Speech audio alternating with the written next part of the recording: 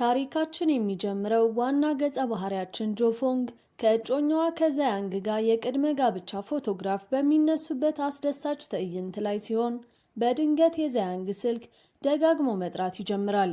ጆፎንግ ስልኩን እንዲያነሳ ስታስገድደው ዛያንግ ፈቀቅ ብሎ በመሄድ ስብሰባ ላይ ነኝ በማለት ለሴትዮዋ መዋሸት ይጀምራል። ይሁን እንጂ በስልክ መስመሩ ላይ የነበረችው የድብቅ የፍቅር ጓደኛው ሼምፔ ሆን ብላ ተከታትላው ስለመጣች እስቲ ወደ ኋላ ዞር በል በማለት ፊት ለፊቱ ትገተራለች። ልክ በዚህን ጊዜ ጆፎንግ ንግግራቸውን ሰምታ ወደ እነሱ ስትመጣ ሼምፔ ራሷን የዛያንግ የፍቅር ጓደኛ መሆኗን በይፋ በማስተዋወቅ እጮኛዋ ለዓመታት ሲያታልላት እንደነበር ታጋልጣታለች። ቆይ ከዛ በፊት አሁን ላይ 0 ሰብስክራይበር ነው ያለን። እቅዳችን በዚህ 90 ቀን ውስጥ 100,000 ሰብስክራይበር ለመግባት ነው። አንችልም? እንችላለን። ሰብስክራይብ አድርጉ። በዚህም የተነሳ ጆፎንግ በከፍተኛ የልብ ስብራት ውስጥ በመውደቅ ዛያንግን በጥፊ መታ የሰርግ ልብሷን እንደለበሰች ሰው በሌለበት ባዶ መንገድ ላይ ብቻዋን መጓዝ ትጀምራለች። በመንገድ ላይም በሐዘን ተውጣ እየተጓዘች ሳለ በድንገት ሶንግሊን የተባለው የድራማችን ዋና ገጸ ባህሪ በከፍተኛ ፍጥነት ሞተር ሳይክል እየነዳ መጥቶ ሊገጫት ሲል አደጋ ይፈጠራል። ምንም እንኳን ጆፎንግ ሞተሩን ገጭቶ ልትሞት እንደነበር ብትገልጽም ሶንግሊን ግን በባዶ መንገድ ላይ የሰርግ ልብስ ለብሳ መገኘቷን እያነሳ በመከራከር እርስ በርስ ክፉኛ ይጣላሉ።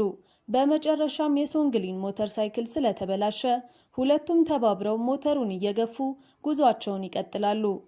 ከዚያም ጆፎንግ በከፍተኛ ሁኔታ ስለራባት ሁለቱም በአቅራቢያ ወደሚገኝ ምግብ ቤት በማምራት አብረው መመገብ ይጀምራሉ። በዚያም ጆፎንግ መጠጥ አብዝታ በመጠጣት ስለሰከረች ለሙሉ 5 ዓመታት የራሷን ሕይወት ትታ ለዛያንግ የሰጠችው ጊዜና በሰርጓ ቀን የገጠማትን አሳዛኝ ክህደት እያለቀሰች ትነግረዋለች። ሶንግሊንም በጥሞና ካዳመጣት በኋላ ቀድማ ማወቋ ጥሩ መሆኑን በመግለጽ ሊያጽናናት ይሞክራል። በማግስቱ ጠዋት በአካባቢው ሌላ ምንም አይነት ሆቴል ባለመኖሩ ምክንያት ክፍሉን አብረው ለማደር የተገደዱ ሲሆን ጆፎንግ የሶንግሊንን ረጅም ልብስ አስተካክላ ሰፍታለት መንገዷን ትቀጥላለች።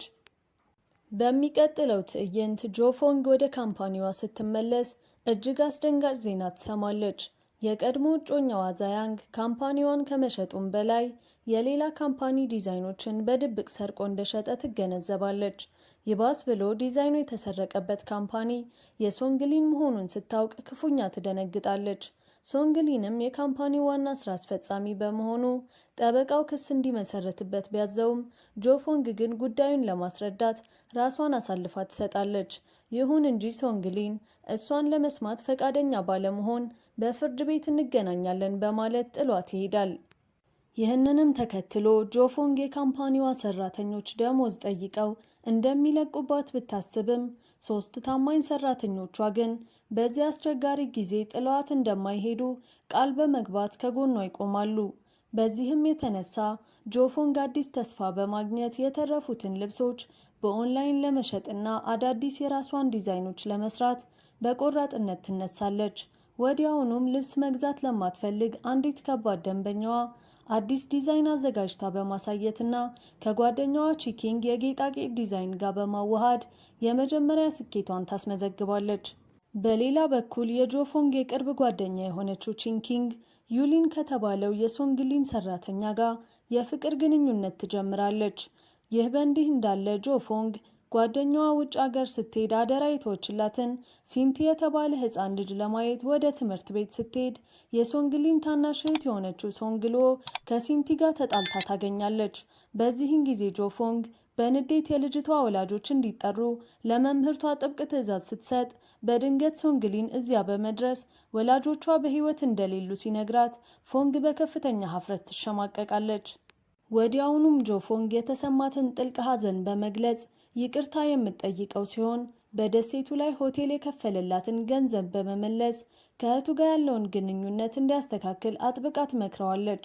በቀጣዩ ትዕይንት ቺኪንግና ዩሊን ቀጠሮ ላይ ባሉበት ሰዓት አጭበርባሪው ዛያንግ ከደንበኞች ጋር ሲደራደር ያገኙታል። ቺኪንግም ወደ እሱ በመሄድ ማንነቱን በማጋለጥ የደንበኞቹን ውል እንድትሰርዝ ስታደርግ ዛያንግ በድንጋጤ ፎንግን ይቅርታ ለመጠየቅ ይመጣል።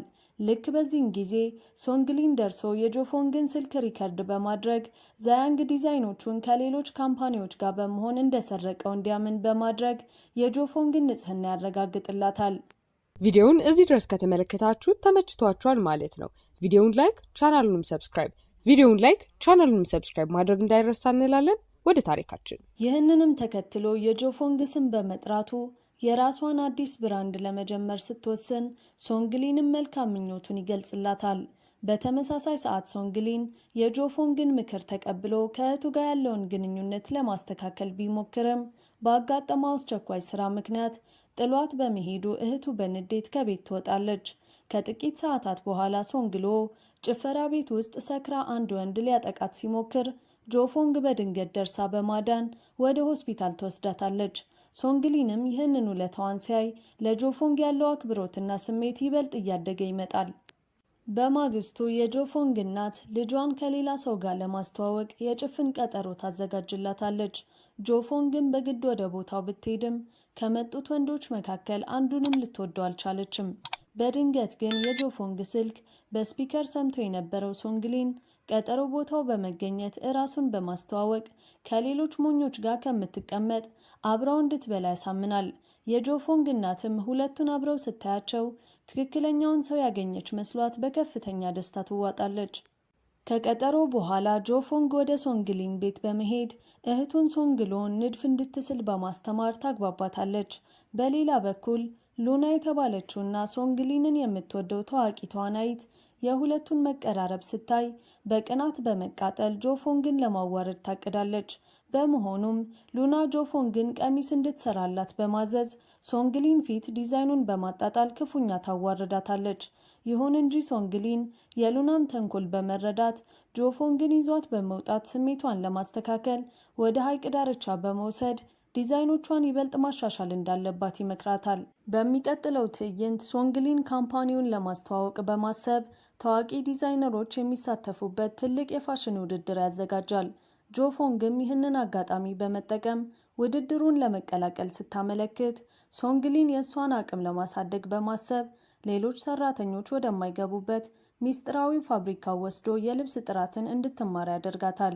ጆፎንግም እዚያ ያለውን ከፍተኛ ጥራትና አሰራር ስትመለከት ሶንግሊን ሆን ብሎ ሊረዳት እንደፈለገ በመረዳት ውድድሩን ለማሸነፍ በከፍተኛ የሞራል ጥንካሬ ስራዋን ትጀምራለች። የመጀመሪያው ዙር ውድድር ሲጀመር የሶንግሊን ተቀናቃኝ የሆነው ዩሳን በዳኝነት ተቀምጦ የጆፎንግን ዲዛይን ክፉኛ ያደንቃል። ጆፎንግ ውድድሩን ማለፏ ሲረጋገጥ ሌሎች ዲዛይነሮች በከፍተኛ ቅናት ተሞልተው ከዳኞች ጋር የግል ትውውቅ ስላላት ነው ያለፈችው በማለት ስሟን ማጥፋት ይጀምራሉ።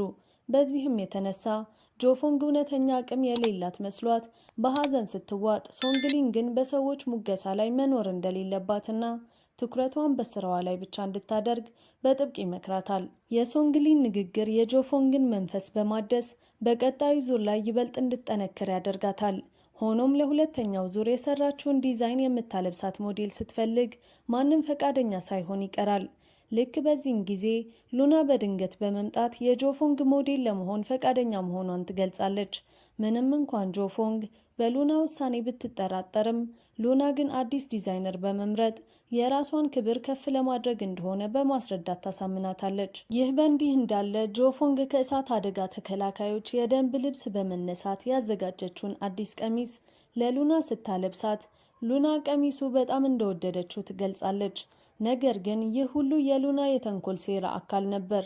በሚቀጥለው ቀን ሉና ቀሚሱን ለብሳ ልክ ጆፎንግ እንድታወልቀው ስትጠይቃት ሉና ሆን ብላ ወደፊት በመውደቅ ፎንግ እንድትይዛት ስታደርግ የጆፎንግ እጅ ክፉኛ ይጎዳል። የሉና ረዳትም ጆፎንግ ሆን ብላ እንደጎዳቻት በማስመሰል በከፍተኛ ድምፅ ትጮኻለች። ወዲያውኑም ሶስቱም ወደ ሆስፒታል ሲሄዱ ሶንግሊን ሁኔታውን ለመከታተል እዚያ ይደርሳል። ሉና ሶንግሊን እሷን ሊጠይቅ የመጣ መስሏት ብትደሰትም እሱ ግን የጆፎንግን እጅ መጎዳት በማየት እሷን ተከትሎ በመውጣት በራሱ እጅ መድኃኒት ይቀባታል። ይህንንም ያየችው ሉና በከፍተኛ ቅናት በመቃጠል ጋዜጠኞችን ሰብስባ ጆፎንግ እጇ ተጎድቶም ለውድድሩ እየሰራች መሆኑን በመግለጽ እራሷን ደጋፊ አድርጋ በማቅረብ የጆፎንግን ዲዛይነርነት ስም በድብቅ ለማጥፋት ትሞክራለች።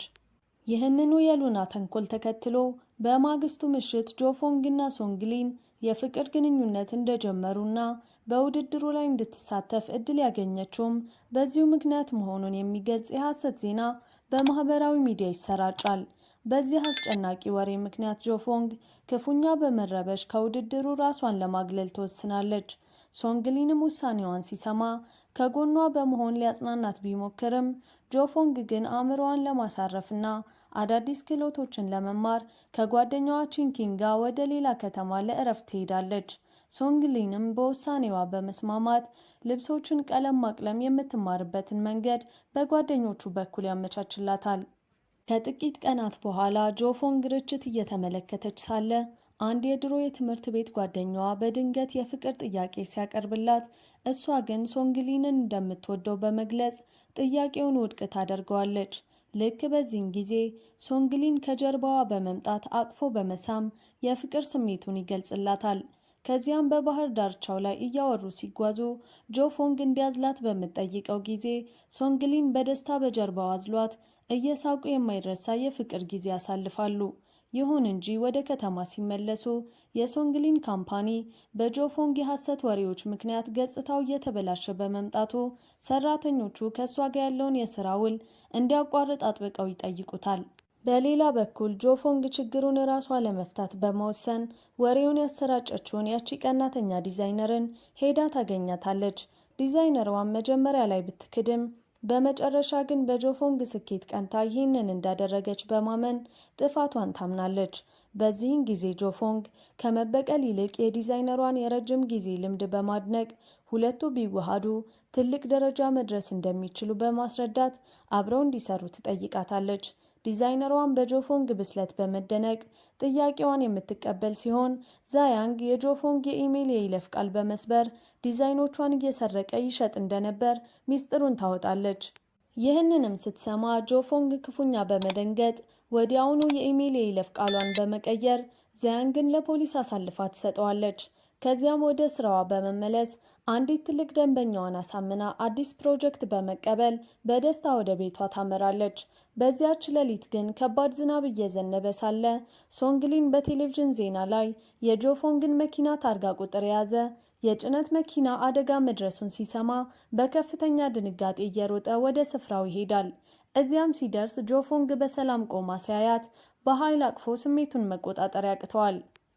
ወደ ቤት ከተመለሱ በኋላ ሶንግሊን በከፍተኛ መረበሽ ውስጥ ሆኖ ለጆፎንግ ሾርባ ሲሰራላት ጆፎንግ እሱን ለማረጋጋት በመሞከር ሲናደድ 47 የፊት ጡንቻዎችን እንደሚጠቀምና ሲስቅ ግን 17 ብቻ እንደሚጠቀም በቀልድ እየነገረች ፈገግ እንዲል ታደርገዋለች። ምንም እንኳን እሱ አሁንም ደህንነቷን ባለማሳወቋ ቢቆጣም ሁለቱ እርስ በርስ ያላቸው መተሳሰብና ፍቅር ይበልጥ እያደገ መምጣቱ ግልጽ እየሆነ ይመጣል። በማግስቱ ጆፎንግ ሌላ ያልተጠበቀ ከባድ ፈተና ይገጥማታል። አንዲት ደንበኛ የጆፎንግን ልብስ ከለበሰች በኋላ በሰውነቷ ላይ ከባድ አለርጂ እንደወጣባት በመግለጽ ለሚዲያ ታጋልጣለች። ይህ ድርጊት የሶንግሊ ተቀናቃኝ በሆነው ዩሳን የተቀነባበረ ሴራ ቢሆንም ፎንግ ግን ኃላፊነቱን ሙሉ በሙሉ በመውሰድ ለሕዝብ ይፋዊ ይቅርታ በማድረግ የራሷንም ሆነ የሶንግሊንን ካምፓኒ ስም ከውድቀት ታድናለች። ዩሳንም በጆፎንግ ድፍረትና ብስለት ክፉኛ በመደነቅ አብረዋት እንዲሰሩና በካምፓኒዋ ላይ ኢንቨስት ለማድረግ ጥያቄ ያቀርብላታል። ይህንንም ተከትሎ በአንድ የንግድ ድግስ ላይ ዩሳን ጆፎንግን እያደነቀ ሲያወራት የተመለከተው ሶንግሊን በከፍተኛ ቅናት በመቃጠል ጆፎንግን ይዞ በመውጣት አብረው እንዲጨፍሩ ያደርጋል። ይሁን እንጂ ጆፎንግ ስራዋን ብቻዋን ለመቆጣጠር በመሞከሯና ለሰራተኞቿ ኃላፊነት ባለመስጠቷ ምክንያት ሁለቱ በስራ አመራር ዙሪያ ክፉኛ ይከራከራሉ። ብዙም ሳይቆይ ሶንግሊን አስቸኳይ የፋይናንስ ድጋፍ ለማግኘት ከኢንቨስተሯ ጋር ወደ አሜሪካ ሲሄድ ለጆፎንግ ሳይነገራት በመቅረቱ ጆፎንግ ችላ እንደተባለች በማሰብ ልቧ ክፉኛ ይሰበራል። ጓደኛዋ ቺንኪንግም የጆፎንግን ሐዘን ስትመለከት ግንኙነታቸውን ለማዳን ስትል ሶንግሊን ወደ አያቱ መንደር መሄዱን ነግራ እንድትከተለው ትመክራታለች። ጆፎንግም አያቱ መንደር በመሄድ ሶንግሊንን ስታገኘው ሁለቱም የተፈጠረውን አለመግባባት በሰላም በመፍታት ይቅርታ ተባብለው ግንኙነታቸውን ያድሳሉ። በተመሳሳይ ሰዓት ቺንኪንግ እና ዩሊን ትዳር የመሰረቱ ሲሆን ቺንኪንግ የራሷን የሰርግ ቀለበት ዲዛይን አድርጋ ለጫጉላ ሽርሽር ዝግጅት እያደረገች በደስታ ይዋጣሉ። ከጥቂት ቀናት በኋላ ሶንግሊን እና ጆፎንግ በባህር ዳርቻ ላይ ቆመው ሳለ ጆፎንግ ከሱ ጋር ስትሆን ሁልጊዜም ደህንነት እንደሚሰማትና ህልሟን እንድታሳካ እንዳደረጋት በፍቅር ትነግረዋለች። በመቀጠልም በጨዋታ መልክ ታገባኛለህ ብላ ስትጠይቀው ሶንግሊን በድንገት ተንበርክኮ የጋብቻ ቀለበት በማውጣት እሷን ማግኘቱ ከሮቦትነት ህይወቱ አውጥቶ የህይወትን ትርጉም እንዳሳየው በመግለጽ የጋብቻ ጥያቄ ያቀርብላታል። ጆፎንግም በእንባ ታጅባ በደስታ ትስማማለች። በመጨረሻም በጉጉት ሲጠበቅ የነበረው የሰርጋቸው ቀን ሲደርስ ሙሽራውና ሙሽሪት በቦታው ባለመገኘታቸው እንግዶቹ ይደናገጣሉ። በድንገት ግን ልክ ለመጀመሪያ ጊዜ በተገናኙበት ሁኔታ ሶንግሊን ጆፎንግን በሞተር ሳይክል አሳፍሮ ወደ ሰርጉ አዳራሽ ሲገባ ሁሉም በደስታ ይጮሃል። በዚያም የፍቅር ታሪካቸውን ለታዳሚው ካካፈሉ በኋላ ቀለበት ተለዋውጠው ይጋባሉ። በስተ መጨረሻም ሁለቱ በሞተር ሳይክል እየተጓዙ ሳለ ጆፎንግ እርጉዝ መሆኗን ስትነግረው ሶንግሊን በከፍተኛ ደስታ ሲዋጥ፣ ጆፎንግም ትክክለኛው ጊዜና ቦታ ላይ ለአንተ የተፈጠረውን ሰው ስታገኝ የህይወት ጉዞ ይበልጥ የተሻለ ይሆናል በሚል አስደሳች ንግግር ታሪኩ በውብ ሁኔታ ይጠናቀቃል።